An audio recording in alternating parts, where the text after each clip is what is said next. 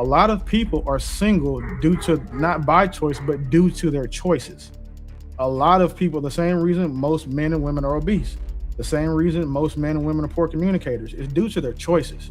So you can't, again, the best analogy I have is a dude, that's like a woman meeting a man. And he's like, well, I didn't go to the NBA because, I didn't want to. No, you didn't go because you're 5'2" and you can't shoot. When I always hear people talk about that generation, they romanticize what was going on a lot of times. Both my grandparents and my parents were married, and I saw those dynamics, and that's also why I'm not personally someone who even thought about marriage until the more recent years of my life. Of like, is this something I would want to do with someone else? Because of those dynamics I saw, I didn't romanticize it. I didn't have the space to romanticize it because I saw what actually was going on. And it was literally still survival. It was still women surviving even then. I don't agree that it needs to go back to women need to stay home, women need to, just cook clean and be barefoot and pregnant to serve their purpose. So you want to say you're independent? Cool. We said men are saying great, be independent, but you don't really want the full weight of independence. You want pseudo-independence. You want the ability to still leave when you're over it. That's what I find interesting. The only thing I was going to say is I feel like we went from one extreme generation to another. The generation before us was the generation of, you know, make a choice and make it the right one. And now we're in the generation of make the right choice. So we overemphasize options. And unfortunately, it's led to people not really being able to commit to anything at this point because nobody wants to take on, the responsibility or any accountability when it comes to relationships, managing relationships. Again, even when you said about children, we went from one extreme to another. We went from a generation that was over parentified and, no social emotional skills, complete lack of empathy to this generation now where it's, an overemphasis on mental health and communication and emotional communication to where there's literally no balance, unfortunately. And I feel like that's the collapse that, the brothers were talking about earlier. I think everybody makes really good points, but from just my viewpoint, it seems as if we're forgetting that a lot of these things that we're saying work is only working because so many people have failed at it. That group that's of failures has determined that what, maybe we're not failures. This just wasn't for us. It's like it's a clever way of saying like it's just cope. For example, like we asked would what worked for our grandfathers work for us today? No, because we aren't our grandfathers and the women aren't our grandmothers. Our grandfathers used to go upside our grandmothers' heads. You can't do that now. Our grandfathers used to be able to shame women for being promiscuous, being all of these negative things that have, degraded our society. 3, our grandfathers grew up seeing other men and women as one cohesive unit where the woman was, with the man, respected him, took care of the house and home. So it's unrealistic for a lot of men in our age to take those things or to expect those things from women. But when we remove the enforcement arm that was shame, I think a lot of that gave way for these women and these guys are, saying, like, I'm happy being fat, I'm happy being a hoe, I'm happy being single. Well, you can't make it seem like you're saying those things are by choice when you don't even have the option to do something different. A lot of people are single due to not by choice, but due to their choices. A lot of people, the same reason most men and women are obese, the same reason most men and women are poor communicators, is due to their choices. So you can't, again, the best analogy I have is a dude, that's like a woman meeting a man. And he's like, well, I didn't go to the NBA because, I didn't want to. No, nigga, you didn't go because you're 5'2" and you can't shoot. You didn't go to the NBA because you don't have a left hand. You didn't go to the NBA because you didn't get the grades. But he's placated himself by saying that, no, it's not my fault that wasn't able to do the thing. I chose not to by not qualifying, by intentionally not qualifying to do the thing. You see that with women when they're talking about they're single by choice. And you see that with men when they talk about, well, I'm okay being average or I'm okay being poor. So, Willie, are you essentially saying that because the standard that was the standard, which would probably be equated to winners at one point, the people who cannot qualify are attacking that standard and basically trying to rewrite the rules, something like that? That's exactly what it is. When a woman doesn't qualify for the beauty standard, she challenges it. When a man doesn't qualify for the man standard or whatever that is, he challenges it. That's what happens. That's what losers do. Like, we're in a participation trophy culture right now. And I think that's a really big issue for us.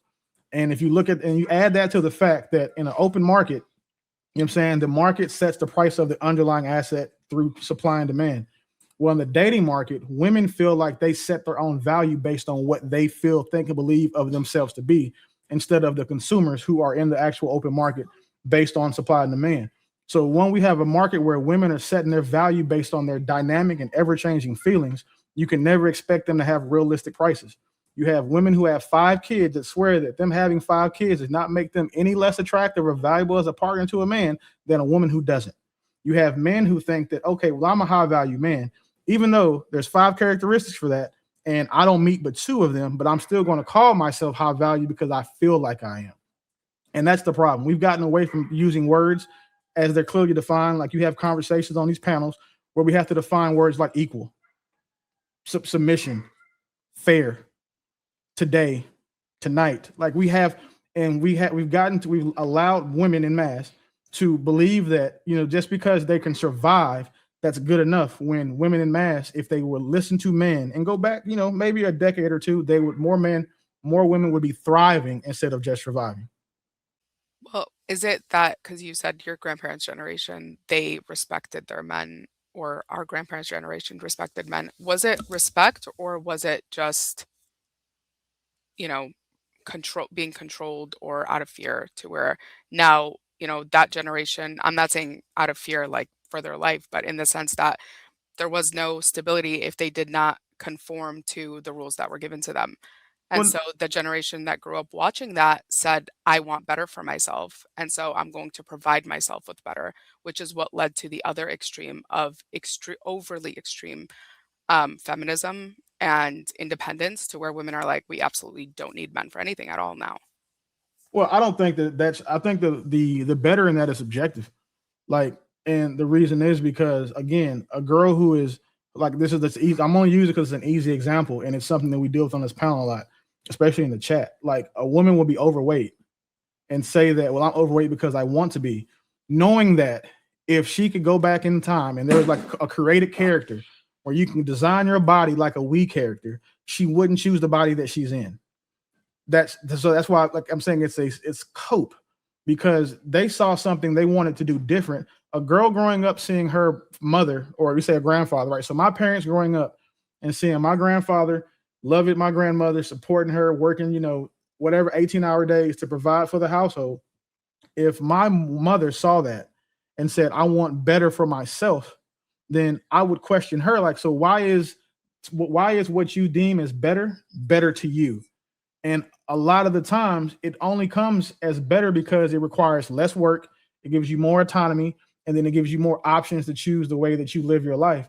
And unfortunately, when you give, and this is not me saying all women, but when you give most women the excess of options, they choose incorrectly, which is indicative of their results today. More because of feminism, more women are antidepressants than ever before. We've killed 2 billion babies since 1980. Men have only killed 1 billion people in the history of ever. And then we also have the fact that, again, you just look at the divorce statistics, the statistics where the kids come outside of single mother homes.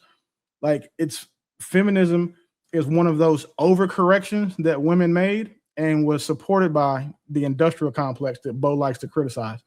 They tricked you guys out of your soft life spot and put you in the workforce to empower you and make you feel good. And this is what happens now. What about that generation was soft, though?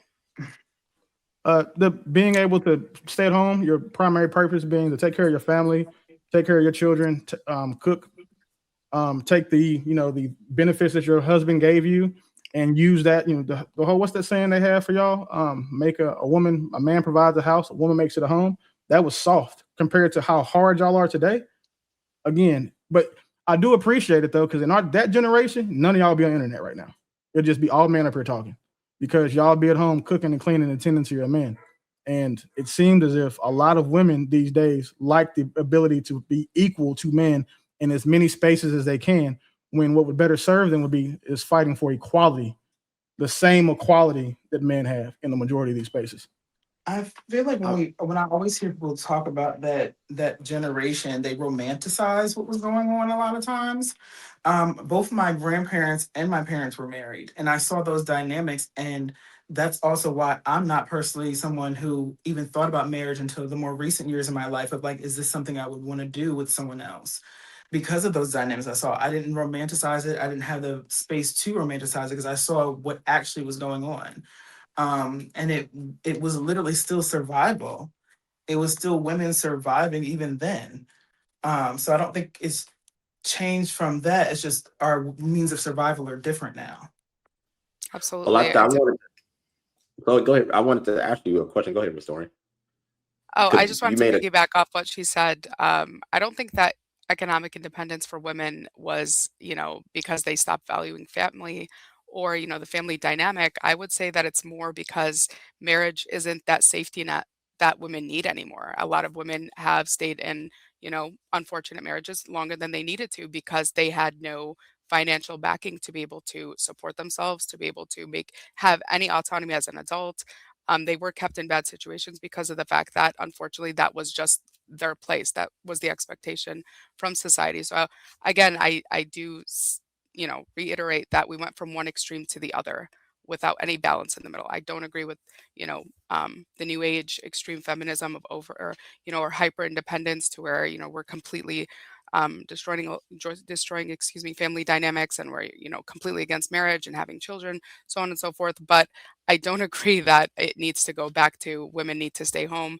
Women need to, just cook, clean, and be barefoot and pregnant to serve their purpose. I don't think that any of the men are necessarily saying that. And I'm definitely not necessarily saying that. But when you said that you and Miss Matt made reference to dynamics of the past, and I would be inclined to know, what did you perceive? Because unless you did an audit of majority of society, you probably only had anecdotal viewpoints of what your experience and your vantage point was, which is fair. I can't knock your viewpoint and your experience. But the challenge for me is that sometimes those family dynamics and what you were privy to were limited. You were children probably for the most part, so you really don't maybe understand the full range of dynamics of how things were going. This is my assumption. And I don't think that any one of you guys were in a position to, like I said, survey the world. I don't think there's a problem with women working today, having autonomy today, thriving or attempting to thrive. I think I find issue with most of what is dismissed about the past is the negative only, but we don't seem to know how to adopt the positive parts of it, because there was a lot of positive parts of it. There was an actual community. You had a lot of support. You had neighbors, you had family. Single moms weren't big in mass because you didn't have to have a baby just to yourself. And even if you did, you had the support of your family to shoulder some of that weight. So what has happened from my viewpoint is that women took, again, what they perceived as privilege and ran to the brink of it. But now we're still trying to figure out how to live between both worlds. So you want to say you're independent? Cool. We said men are saying, great, be independent. But you don't really want the full weight of independence. You want pseudo-independence. You want the ability to still leave when you're over it. That's what I find interesting. So what I believe happened is now you don't have to deal with our shit, as some women would say. Because the moment you're done and over, you can go work and have a job, and that's fine.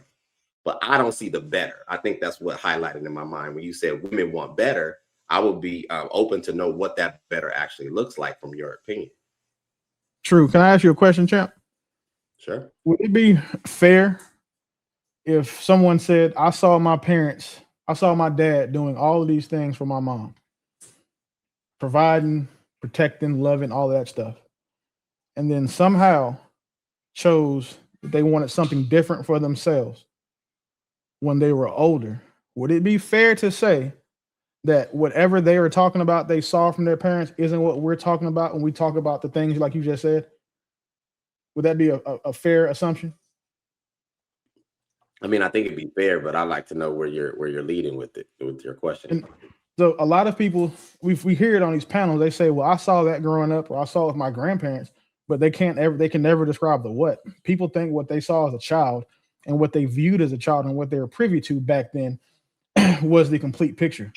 Because unless your grandmother and grandfather were including you in every conversation, every late night talk they had in bed, every phone call they had, they included you in every decision. All you saw, you were a child, so you had a viewpoint from a child's place. So to think that that viewpoint from that child's place should hold any weight as an adult is why when we talk about going back to those generations, it's only the negative things that they can bring up. That you never see anybody speak against the community. You never see anybody speak against single mothers having support, because those are two things that women would benefit from today. If we had communities, single mothers would be doing significantly better.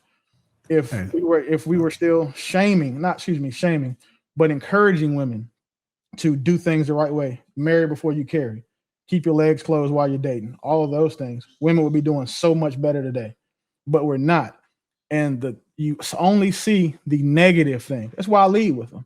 Like when I said your grandfather would be able to, he used to be able to knock your grandmother's head between the washer and dryer. The police get called, hey, that's between y'all, it's a domestic thing.